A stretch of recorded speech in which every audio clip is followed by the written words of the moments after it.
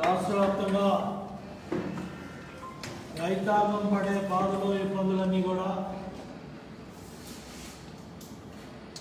వెంకటేశ్వర కొన్ని తెలియజేశారు. దెబ్బదన్న మిర్చి మేము ముందు పెట్టాం. పత్తి చేలో చేయబెట్టే పరిస్థితి లేదు. ధాన్యం ఇంతవరకు గ్రామాల్లో అమ్ముకోలేదు. అమ్ముకున్న ధాన్యం 3 నెలలుగా డబ్బులు రాలేదు. గ్రామాల్లో సంక్రాంతి పండుగ కడలేదు. క్రిస్మస్ పండుగకి కొత్త బట్టలు కొనుక్కున్న కుటుంబాలు లేవు. కొత్త సంవత్సరం హుషారే పోయింది. సంక్రాంతి పండుగ కడదప్పింది. గతంలో చంద్రబాబు గారు క్రిస్మస్ కానుక, రంజాన్ తోఫా, సంక్రాంతి కానుక ఇచ్చేవాడు. ఎందుకంటే పేద మధ్యతరగతి కుటుంబాలకి వెసులుబాటు ఉండాలని కొన్ని వస్తువులను మేము ఇచ్చేవాళ్ళం. దాన్ని మీరు ఏం చేశారు? అపహాస్యం చేశారు, నవ్వులాటగా మాట్లాడారు.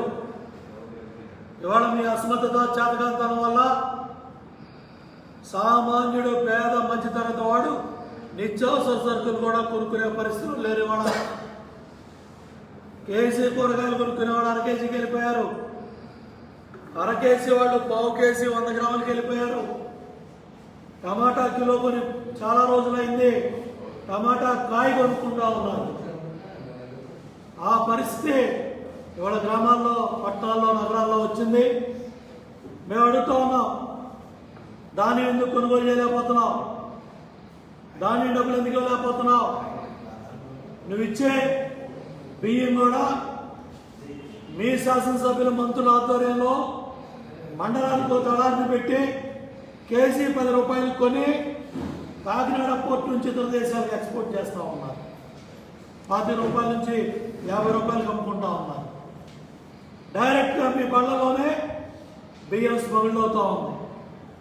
బియ్యం ఇచ్చలుడిగా ఈ చేత్తో బియ్యం ఇస్తున్నారు, ఈ చేత్తో కొనుక్కున్నారు.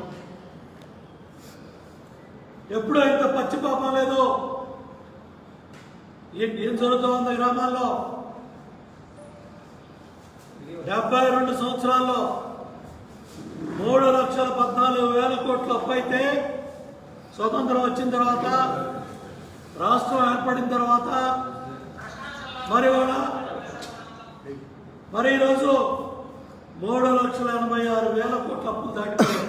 నువ్వు తెచ్చిన అప్పులు 32 నెలల్లో 3,86,000 కోట్ల అప్పులు తెచ్చావు.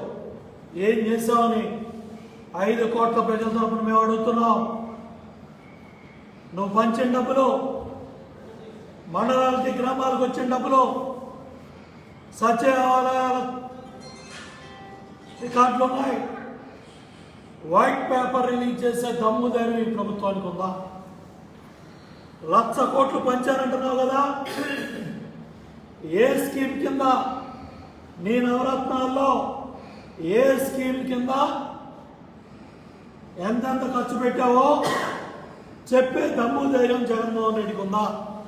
వైట్ పేపర్ రిలీజ్ చేయి. 32 నెలలు అయింది. రేపు మేకు 36 అవుతాయి. 3 సంవత్సరాలు మోసు తిరిగిపోయింది. పరిపాలన చేయటం చేతగాక చతికిల పడ్డాడు జగన్ రెడ్డి. సకల శాఖ మంత్రి హైదరాబాద్లో కూర్చొని కంటైనర్లు సర్దుతున్నాడు. కంటైనర్లు యూపీ వెళ్ళడానికి వెళ్తాయి, కంటైనర్లు సర్దుతున్నాడు సకల శాఖ మంత్రి హైదరాబాద్లో కూర్చొని. దాచుకున్న డబ్బుని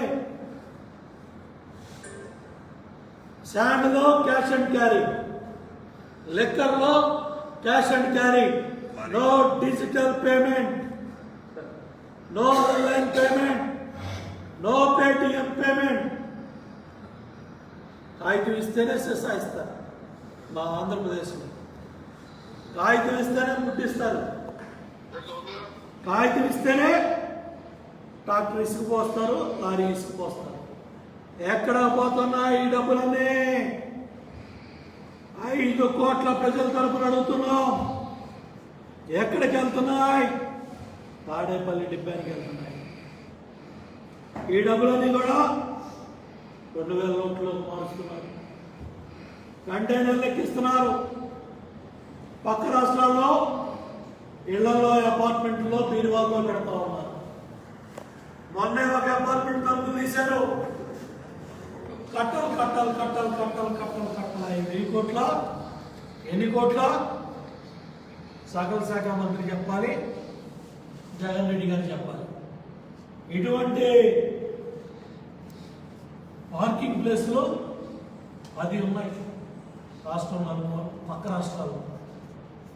మొత్తం దోచుకున్న డబ్బంతా పక్క రాష్ట్రాల్లో పెట్టేస్తారు. Madras, Bengaluru, Hyderabad with escort.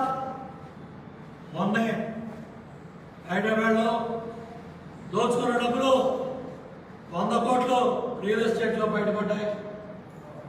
నిన్న మొన్న బయటపడ్డాయి. మరి ఐటీ కరోనా వచ్చింది చాలా మందికి. Third wave Omicron corona, real estate, IT corona. Jagan Reddy గారు రాష్ట్రంలో చెప్పాలి. క్యాబినెట్ మంత్రులు వెళ్ళి పక్క రాష్ట్రాల్లో కార్పొరేట్ హాస్పిటల్లో పడుకుంటున్నారు. ఆంధ్రప్రదేశ్లో హాస్పిటల్స్ పనికిరావా?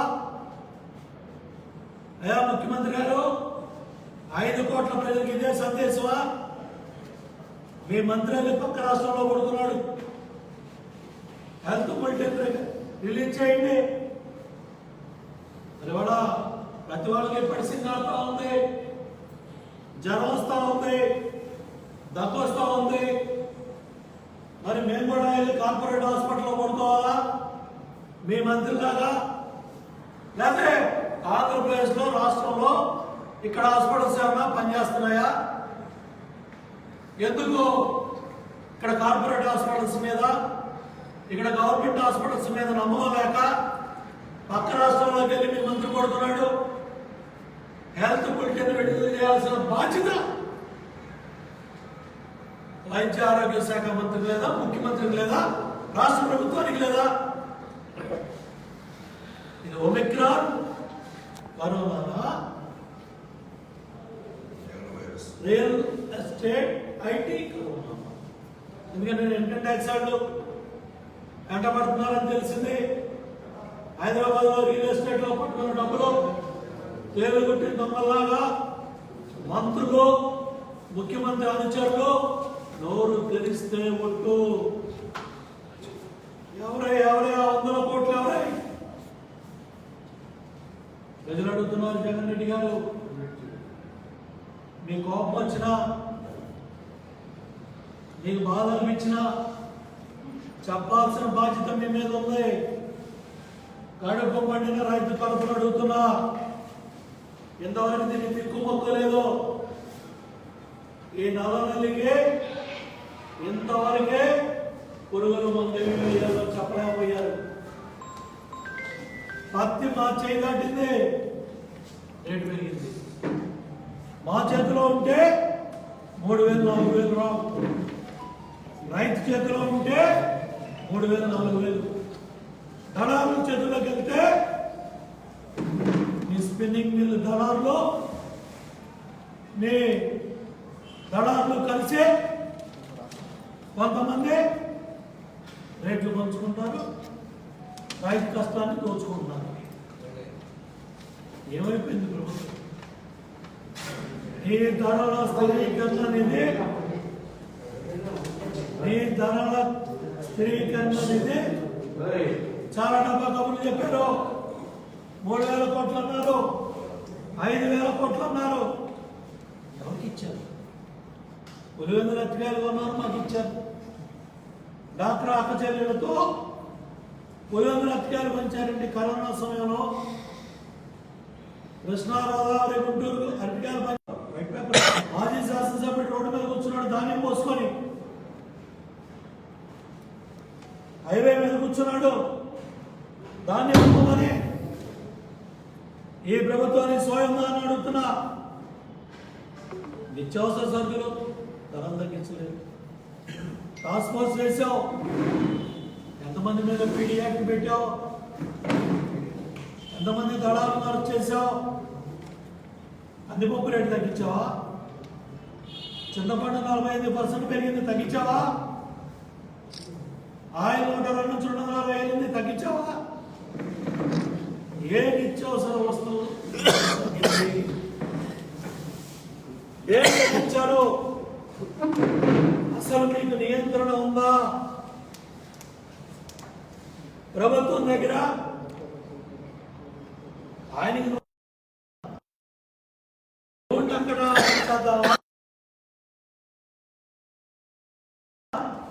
గంటా సుబ్బారావు పాపం స్కిల్ డెవలప్మెంట్ లో ఎంతో మంది పిల్లలకి స్కిల్ డెవలప్మెంట్ ట్రైనింగ్ లో విదేశాల నుంచి వచ్చి వాళ్ళు పాపం రాష్ట్రం కోసం పిల్లల కోసం పనిచేస్తే వాళ్ళని తీసుకెళ్లి సబ్ జైల్లో పెట్టావు, మళ్ళీ ఇంకా తప్పుడు కేసులు పెట్టావు.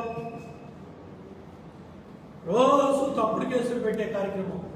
చంద్రబాబు గారి పేరు చెప్పండి, లోకేష్ పేరు చెప్పండి. ఏందా మీకు పరిపాలన? చంద్రబాబు గారి పేరు చెప్పండి, లోకేష్ పేరు చెప్పండి. అంటే నువ్వు అవినీతి కేసులో ఉన్నావు కాబట్టి ఆ బురద పంపించాలి, అందరం దొంగలే అని చెప్పాలి. దానికోసం తాపత్రయపడుతున్నాం తప్ప ధాన్యం కొనుగోలు చేయాలని కానీ, పత్తి రైతును ఆదుకోవాలని, మిర్చి రైతుకి 1,00,000 పెట్టుబడి పెట్టాడు, కడుపు రైలిపోతా ఉంది. కౌలు 25,000 రాశాడు. ఒక తడికి నీళ్లు కొట్టడానికే 2,000, 3,000 ఖర్చు రైతులు ఉన్నారు.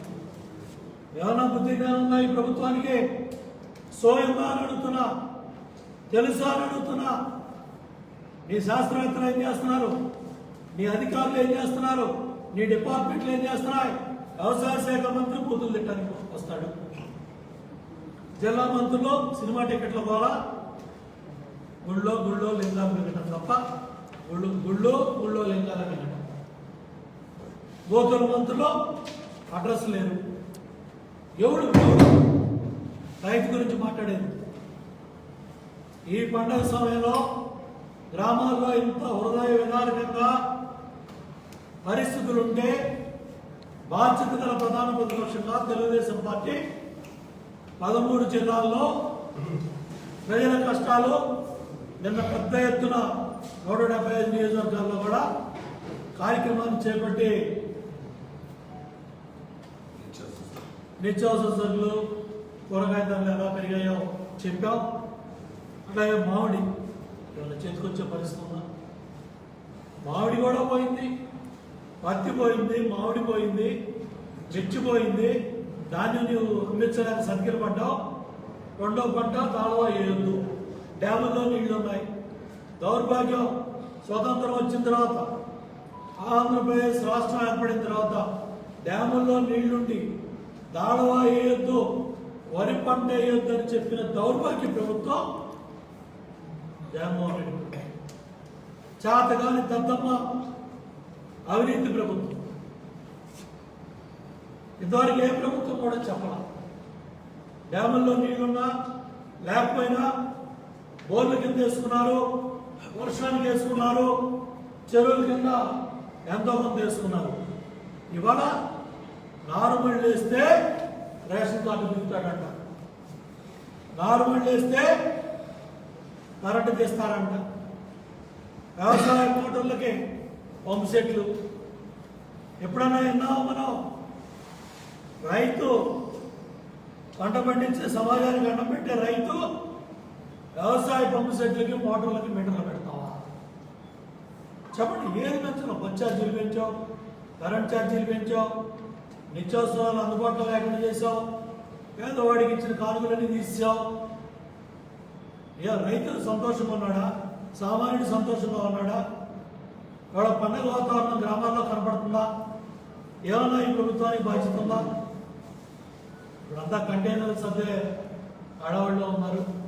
పోలవరాన్ని పండబెట్టాడు, అమరావతిని చంపేశాడు. 755 రోజులు దాటిపోయింది. స్టీల్ అమ్మేస్తే 250 రోజులుగా వాడు ధర్నాలు చేస్తున్నారు. పోలవరాన్ని పంట పెట్టేస్తే నిర్వాసితులు 24 రోజులుగా వాళ్ళు ఈస్ట్ గోదావరి జిల్లాలో చేస్తున్నారు. 46 రోజులుగా వెస్ట్ గోదావరి జిల్లాలో చేస్తున్నారు. భూములు ఇచ్చారు, గ్రామాలు ఖాళీ చేశారు, గోదావరిలో ముంచేశారు. వాళ్ళకి ఇస్తారన్న వరద సాయం 2000 ఇవ్వాల, వాళ్ళకి ఇస్తారన్న వరద సాయం 5000 ఇవ్వాల, వాళ్ళకి ఇస్తారన్న 10 లక్షలు ఇవ్వాల, వాళ్ళకి ఇస్తారన్న 5 లక్షలు ఇవ్వాల. చింతలపూడి గాలితో వేసాం. 3700 కోట్లు చంద్రబాబు నాయుడు గారు పనులు చేయించారు. గాలితో వదిలేసావు చింతలపూడిని. ఈ పాటి గోదావరి నీళ్ళు వచ్చాయి గ్రామాల్లోకి. చింతలపూడిని చంపేశావు, పోలవరాన్ని చంపేశావు, అమరావతిని ఇది రోడ్డు మీద పెట్టావు. ఒక రాజధానిలో ఇండిపెండెన్స్ చేస్తాడు, 3 రాజధానులు పెడతాడా? సిగ్గుందండి ప్రభుత్వానికి? ప్లాట్ల వ్యాపారం చేస్తావా? ప్లాట్లు అమ్ముకొని ప్రభుత్వం బతుకుద్దా? జీతాలు వచ్చినాయా? వాడు 13వ తారీఖు కదా, వాడు కూడా 12 ఈ నెల 12కి కూడా జీతాలు రాలా, పెన్షన్లు రాలా. ఎవడో చెప్పుకోవాలి? గ్రామాల్లో రిటైర్ అయిన పెద్దవాళ్ళు ఎవరో చెప్పుకోవాలని అడుగుతున్నారు. కాబట్టి ఇవన్నీ కూడా ఉన్నాయి. రాష్ట్రం అన్ని రంగాల్లో వైఫల్యం చెందింది. బడ్జెట్ లెక్కలు చెప్పడం, కాకు కూడా ఎత్తి చూపిస్తూ ఉంది. కేంద్రంలోనూ ఫైనాన్స్ శాఖ అడుగుతూ ఉంది. మొన్న ఢిల్లీ పోయావు, ప్రధానమంత్రికి ఉత్తరం ఇచ్చారన్నాం. ఆ ఉత్తరం చూపించు. నీ నోటు ఎవరికి కావాలి? న్యాయం తీసుకోవడానికి నీ నోటు ఎవరికి కావాలి? దమ్ముగా మాట్లాడుతున్నా.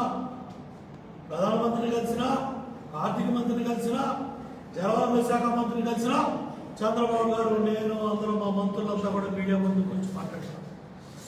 ఇవాళ మీరు ఎందుకు మోసు కూర్చుంటున్నారు? మీరు ఎందుకు భయపడుతున్నారు? మీరు ఎందుకు నోరు తెరవట్లా? నువ్వు ప్రధానమంత్రికి ఇచ్చిన రిప్రజెంటేషన్ ఎప్పుడన్నా మీడియాకి ఇచ్చావా?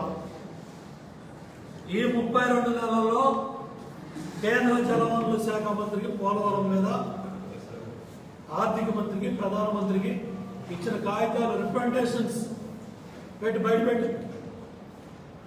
ఈ రాష్ట్రం వచ్చిన తర్వాత ఈ 32 నెలల్లో ప్రధానమంత్రిని, ఆర్థిక మంత్రిని, హోంమంత్రిని, ముఖ్యమంత్రి గారు రాసిన ఉత్తరాలు, రిప్రజెంటేషన్స్ మీడియాకి ఇవ్వండి. ఈ ప్రభుత్వం పక్కన వాళ్ళే ఒప్పు తెస్తారు. మీడియాకి ఇచ్చే దమ్ముదైన ఉందా? ఈనాడు చదవద్దా? జ్యోతి చదవద్దా? ఏవిఎన్ చూడొద్దా? ఈటీవీ చూడొద్దా? టీవీపై చూడొద్దా? మీ మొహాలు చూడాలా? మీ మొహాలు చూడాలా? మీ సాక్షి ఛానల్ చూడాలా? ఎందుకు పెంచావా 350? ఫైబర్ నెట్కే 350. నీ మొహం సాక్షి తప్ప దాంట్లో ఏమైనా కనపడుతుందా? 350 చేస్తావా? ఫైబర్ నెట్ ఎవడు పెట్టాడా? చంద్రబాబు గారు ఫైబర్ నెట్ పెడితే మమ్మల్ని జైల్లో పెట్టాలంట. 149 రూపాయలని 350 రూపాయలు ఎవరిని పెంచాం? నీ నవరత్నాల్లో చెప్పావా? నీ మేనిఫెస్టోలో చెప్పావా? అన్ని బీకేస్తానో పట్టిసీమ పంపులాగా ఏం బీకావని అడుగుతున్నా. ఇవన్నీ ప్రజలు అడుగుతున్నారు. జగన్ రెడ్డి ఇవాళలో పోలీసుల్ని చుట్టాలుగా చేసుకొని తప్పుడు కేసులు పెట్టి తీసుకెళ్లి రాజమండ్రి జైల్లో పెట్టాం. మమ్మల్ని కేసులు పెడితే మా గొంతులు, మా నోళ్ళు ఊహించలేరు. తెలుగుదేశం ప్రతి కార్యకర్త, నాయకుడు, 70 లక్షల మంది కార్యకర్తలు ఉన్న పార్టీ మాది. రేపు మహానుభావుడు ఎన్టీ రామారావు గారి జయంతి నాడు, 19 నాడు బ్లడ్ డొనేషన్ కార్యక్రమాలన్నీ కూడా అన్ని మండలాల్లో చేస్తున్నాం. అదేవిధంగా రామారావు గారి 100వ పుట్టినరోజు రాబోతా ఉంది. పెద్ద ఎత్తున కార్యక్రమాలు తీసుకుంటాం. అదేవిధంగా పార్టీ సభ్యత్వ నమోదు కార్యక్రమాన్ని కూడా ముందుకు తీసుకెళ్తాం. తప్పకుండా ప్రజలు ఆశగా తెలుగుదేశం కలిసి చూస్తూ ఉన్నారు. రాష్ట్రాన్ని అన్ని రంగాల్లో భ్రష్టు పట్టించిన ఈ పార్టీని పాతరేయడానికి అధపాతాలని తొక్కటానికి ప్రజలు సిద్ధంగా ఉన్నారు. భయపెట్టో ఔరంగజేబు వేగుల్లో పెట్టుకొని పరిపాలన చేశాడు. ఎవరన్నా రాజుకి వ్యతిరేకంగా మాట్లాడితే కొరడా దెబ్బలు, జైల్లో పెట్టడం, ఉరి శిక్షలు వేశారు. ఔరంగజేబు వేగుల్లో పెడితే జగన్ రెడ్డి వాలంటీర్లు పెట్టాడు. ఆ వాలంటీర్ల వ్యవస్థతో పంచాయతీ ఎన్నికల్లో, ఎంపీటీసీ ఎన్నికల్లో, జడ్పీటీసీ ఎన్నికల్లో నువ్వు కట్టలు మార్చావు, తప్పుడు కట్టలు కట్టించావు, బాక్సులు మార్చావు, బ్యాలెట్లు మార్చావు, కరెంటు తీసేసావు. ఎన్ని అనైతిక పద్ధతులు ఉన్నాయో కంచె చేరి వేస్తే ఏం జరుగుతుందో కొంతమంది ఉద్యోగస్తులు లోపరుచుకొని ప్రలోభ పెట్టి వాళ్ళని అడ్డం పెట్టి స్థానిక సంస్థల్లో, మున్సిపాలిటీల్లో, కార్పొరేషన్లో నువ్వు గెలిచి ఉండొచ్చు. కానీ తప్పకుండా ప్రజలు బుద్ధి చెప్పే పరిస్థితులు వస్తున్నాయి. క్వారీల గురించి చెప్పవలసిన మట్టి కావచ్చు, ఇసుక కావచ్చు, వాగుల్లో మట్టి కావచ్చు, ఇష్టారాజ్యంగా పందికొక్కులాగా దోచుకుంటున్నారు. మళ్ళీ వస్తామో సస్తామో అని తెలియక లేకుండానే ఇల్లు చక్క పెట్టుకోవాలని పందికొక్కులు కూడా వెనక ముందు ఆలోచిస్తాయి రేపటి గురించి. ఈ పందికొక్కులు ఇవాళ అసలు భవిష్యత్తు ఏమైపోయినా పర్వాలేదు, భవిష్యత్ తరాలు ఏమైనా పర్వాలేదని గుట్టలో, కొండలో, కోనలు, ఎందుకంటే ఒక్క కుప్పంలోనే 250 అక్రమ క్వారీలు మా నాయకుడు చంద్రబాబు గారు 3 కిలోమీటర్ల అడవిలో మీడియాని తీసుకెళ్ళి చూపిస్తే 250 క్వారీలు బయటపడ్డాయి. అడవిని కొట్టేస్తున్నారు. మళ్ళీ ఎదురుదాడి చేసి చూపించిన కార్యకర్తల మీద, నాయకుల మీద దాడి చేసి తప్పుడు కేసులు పెడుతున్నారు. సో వీటికేం భయపడడం, తప్పకుండా ఇవన్నీ ప్రజల్లో తీసుకెళ్తాం, ఎండగడతాం, ప్రజాక్షేత్రంలో పోరాటాలు ఉధృతం చేస్తాం. దాంట్లో భాగంగానే గౌరవ సభ ఈ నియోజకవర్గంలో బ్రహ్మాండంగా కార్యకర్తలు, నాయకులు, దుర్బాయి వెంకటేశ్వర నాయకత్వంలో బ్రహ్మాండంగా మరి ఒక రోజు 1-2 గ్రామాలు తిరిగి ముందుకెళ్తున్నారు.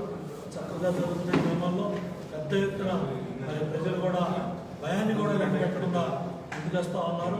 గతంలో ప్రజా చైతన్యాలు చేసాం. ఇప్పుడు గౌరవ సభలో ఏదైతే గౌరవ సభ ఇప్పుడు శాసనసభ నడుస్తూ ఉంది, ఈ గౌరవ సభలో జరిగిన అవమానాలన్నీ కూడా ప్రజల దృష్టికి తీసుకెళ్తున్నాం. మళ్ళీ చంద్రబాబు నాయుడు గారిని ముఖ్యమంత్రిగా చేసుకొని పార్టీని అధికారంలో తీసుకొచ్చి తప్పకుండా గౌరవ సభలో మళ్ళీ చంద్రబాబు నాయుడు గారు అందరం కూడా ఆ గౌరవ సభలోకి వెళ్తాం. వీళ్ళు చేసిన పాపాలన్నీ కూడా ఎండగట్టి తగు శిక్షణ అనుభవించే విధంగా చేస్తాం.